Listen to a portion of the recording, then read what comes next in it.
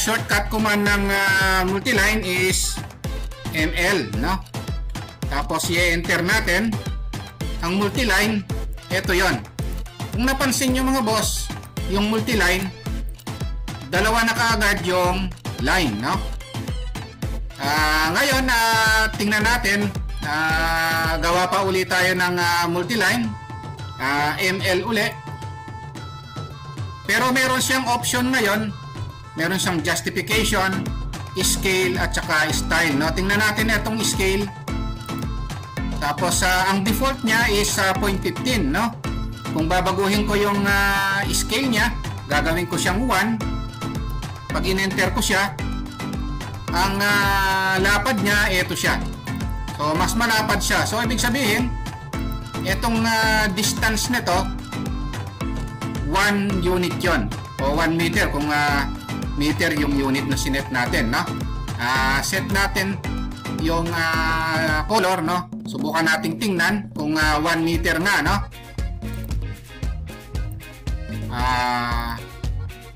Dimension ko lang. Ito yon. So 1 meter siya. Tama yung in-scale natin na 1 meter kanina, no? Etong default, pag open natin ng multiline, hindi tayo nag-set. Ayan yan, no?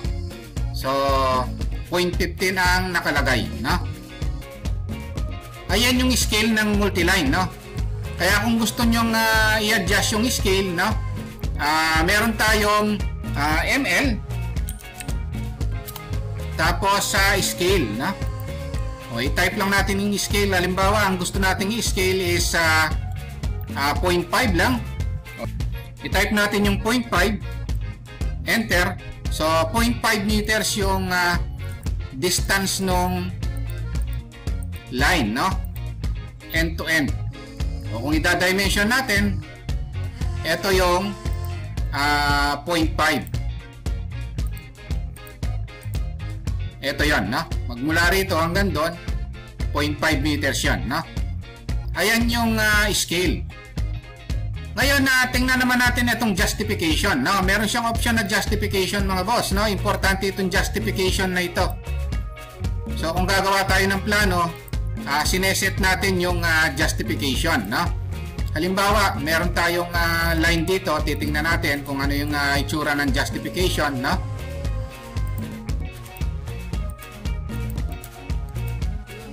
Mag-AM line ako, ML.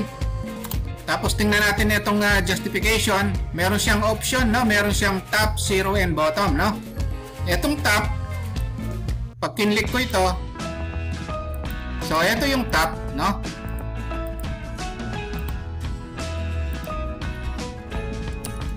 Ito yung top. Ito yon, no? Subukan ko naman yung M line uli. Merong option M line uli, merong option justification. Tingnan naman natin ngayon itong 0, no? Yung 0, ito yon. Ayan, no? Subukan naman natin ngayon M line uli, justification, yung bottom, ito yon, no? Top, 0, bottom. Ibig sabihin, yung option na top, nasa taas, pababa, no? Ngayon naman, yun namang 0, nasa sentro siya, no? Ngayon naman, yung bottom, magmula sa baba, pataas naman. Ayan yung multiline na justification. Ito yung top, ito yung 0, ito yung bottom, no? Kaya yung gagawin nating wall, kung center to center siya, yung option na gagamitin natin is 0, no? Ngayon kung outside siya, top siya, no? Ngayon kung inside naman siya, bottom naman, no? So kung i-apply natin sa actual, no? Ito yon, no? Subukan natin dito, gagawa tayo ng wall. Okay, so kung gagawa tayo ng wall, subukan natin sa actual job, ML. Tapos sa justification, subukan natin itong top. O, click lang tayo rito. O, ito yung wall natin, no? Ito yon, no? So, i-close ko lang. Ito yon. So, hindi na tayo gagawa ng line. Mag-offset pa. So, direkta ng nekapal yung wall natin na 0.15. Tapos, yung justification niya is stop. So, ibig sabihin, magmula sa labas, paloob, no? Yung line. Ngayon, kung gusto kong interior wall, center to center yung wall natin, mag-EML uli ako. I-set ko yung justification na diniscuss natin kanina to 0, no? Pagka center to center siya. So, ito yon. Ayan, nakagitna siya, oh. Ayun, nasa gitna siya.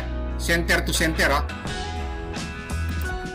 Ayun, nakasentro siya. So, ibig sabihin, basta gumawa tayo ng wall, no? Para mapabilis yung gagawin nating wall, gagamit tayo ng multi-line, no? Ayan yung actual application, no, ng multi-line. At in-apply din natin yung option, no, na top, center, at saka yung bottom, no? So, yung bottom naman outside naman, no? Ayan yan, no? Okay, ang susunod na pag-uusapan natin ngayon, no? Ito namang polyline, no? So, tapos na tayo sa multiline, no? So, polyline naman tayo. So, dito sa polyline, ang shortcut command ng polyline is PL. Then, enter. Kung titingnan natin, itong polyline, ito yon, no? Isa lang yung line, no? Pag kinlik natin, one entity siya. So, buo siya, no? Hindi siya hiwa-hiwalay, no? Unlike kung magla-line tayo, ito yung line, yung nasa baba, hiwa-hiwalay siya, no? Ayan yung kaibahan ng polyline sa line, no? Itong line, hiwa-hiwalay. Ito namang polyline, buo siya, no? Naka-group siya o buo siya, no? One entity siya, kumbaga, no? At itong polyline, mga boss, no? Pwede siyang iset yung kapal, no? So, pwede nating i-type PL. Meron siyang option na width, no? Pwede nating iset yung width niya, no? Pag kinlik natin na to, meron siyang option na width, ito. So, yung kapal niya, pwede nating iset. Yung starting width niya, ilagay natin kunwari 1. Enter, no? Ending width niya 1. O, ito yun, no? Pwedeng lagyan ng kapal, no? Starting width 1, ending width 1. O, nag-click ako ng nag-click, panay 1 yan, no? Kaya kung gusto kong mas manipis dito, PL ulit. Tapos, click first point, no? O, click ko uli yung width. O, lagyan ko ng width. Kung kunwari ang width natin na 0.3 lang, no? Ending width 0.3 din. O, ito mas manipis siya. Ayan yung polyline, no? So, pag kinlik natin yan, buo yan, no? Hindi kagaya ng line. Hiwa-hiwalay siya, no? Itong polyline, buo siya, no? At itong line, nalalagyan lang ng kapal yan pagka sa layering, no? Pero itong polyline, kahit na naka-layer 0 siya, pwede mo nang lagyan ng kapal, no? At one entity siya, buo siya. So, meron kasing mga line na nilalagyan ka agad ng kapal, no? Kahit na hindi pa piniprint. Ayan. So, gagamit kayo ng polyline. At kung gusto nyong one entity, buo siya, no? Kaya itong polyline, ginagamit din talaga ito sa actual job. Madalas nating makita yan, no? Okay, ayan yung polyline. At ang kagandahan pa nitong polyline, mga boss, no? Pwede tayong gumawa ng arrow sa polyline, no? halimbawa PL, click, no? Tapos sa starting with 0.3, ang ending with 0.3 rin. Pag nag-click tayo, ito yung 0.3, ito rin yung 0.3, kabilang dulo, no? Pero kung gusto nating mas makapal, no, yung sa kabilang width, yung susunod na polyline, mag-adjust ulit tayo ng width. O kunwari, ilagay ko na width 1. O, ending width, ilagay ko 0. O, makakabuo tayo ng arrow, no? So, ayan yung polyline. So, pwede tayong gumawa ng arrow, 0.3, 0.3, tapos ito naging 1. Tapos yung dulong point, ginawa ko siyang 0. Pag 0, wala siyang kapal, no? Ayan yan.